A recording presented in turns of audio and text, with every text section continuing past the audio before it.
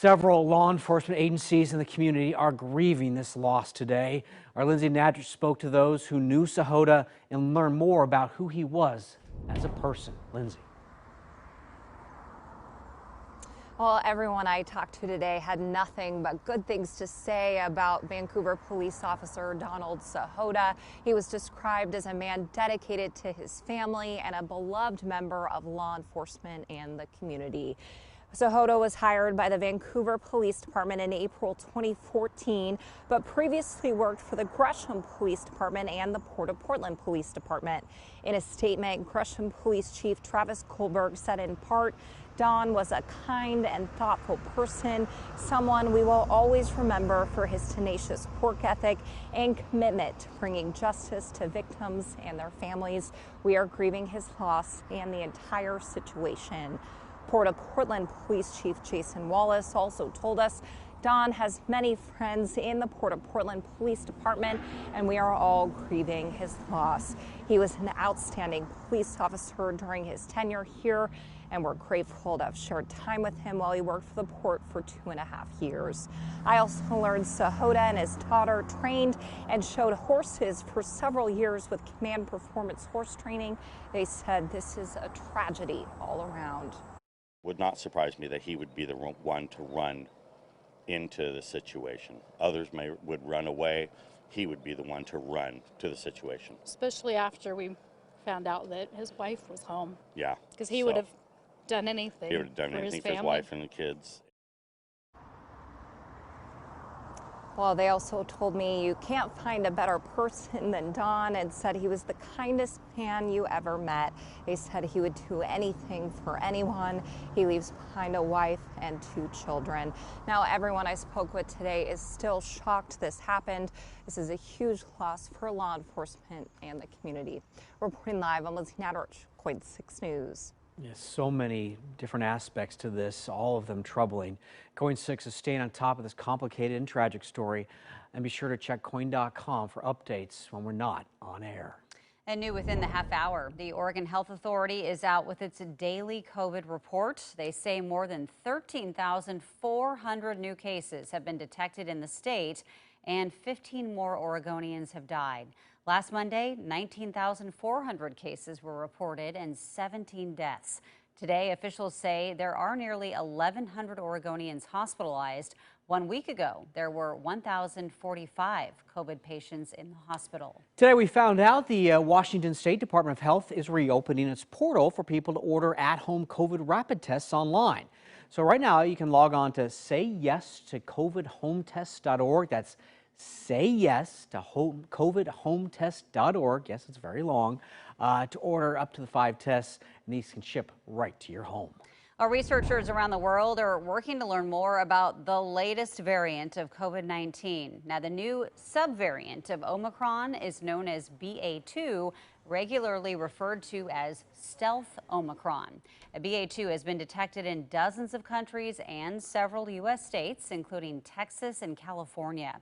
Preliminary research from Denmark shows it appears to be more infectious than the original BA1.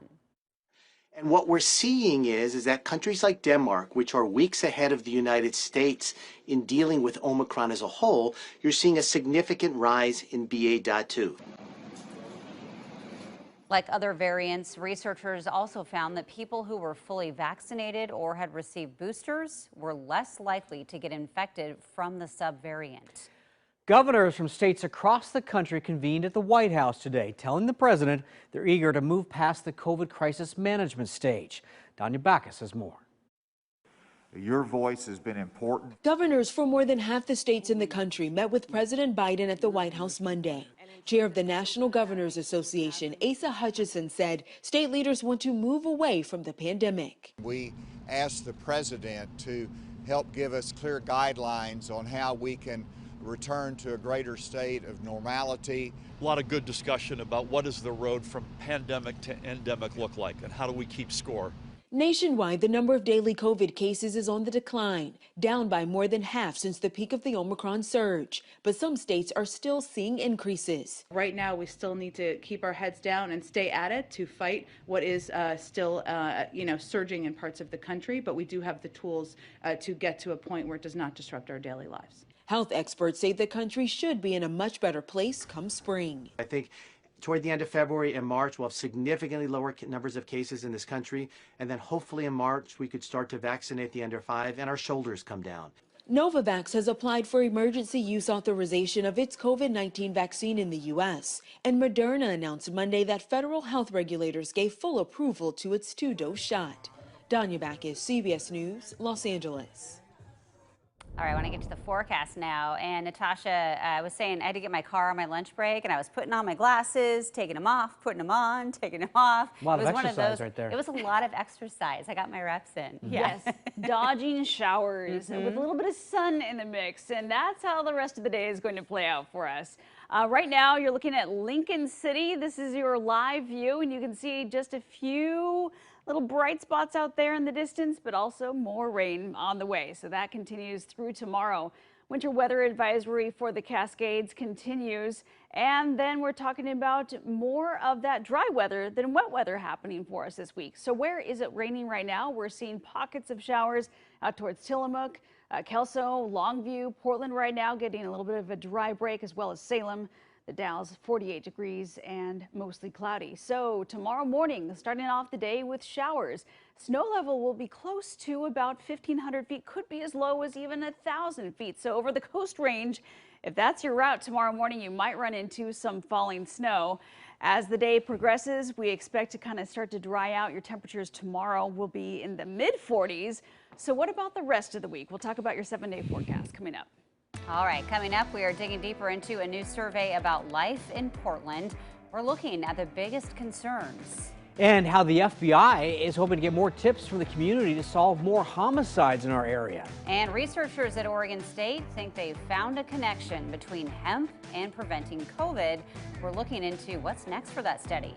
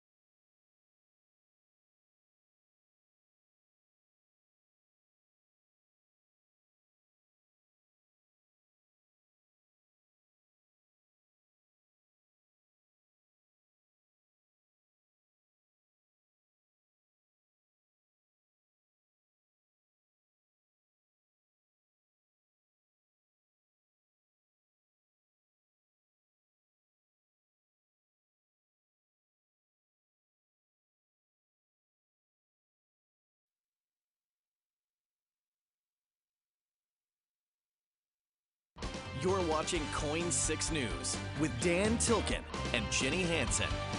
Watching out for you.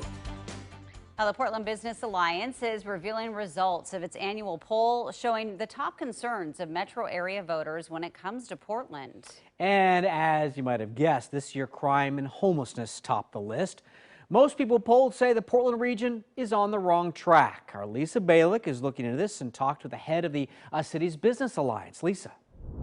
Yeah, it was interesting. I asked him if he was surprised, and he told me yes. But here's why he was surprised by what he found. He says basically the survey makes it abundantly clear that those are the top two issues. He said there wasn't like any doubt whatsoever as to what those issues are.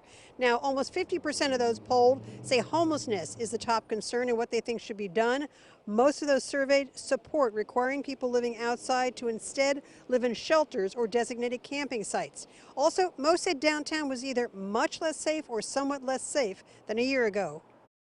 We want both community groups to be involved in public safety and nonprofits to be helping with interventions, with the reduction of crime before it even starts, as well as hire more police who are also more accountable.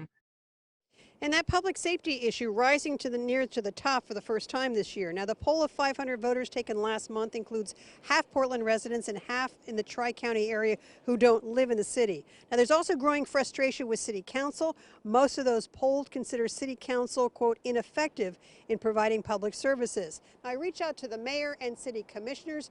You'll hear from some of them today coming up at 5. Live in downtown Portland, Lisa Balick, KOIN 6 News.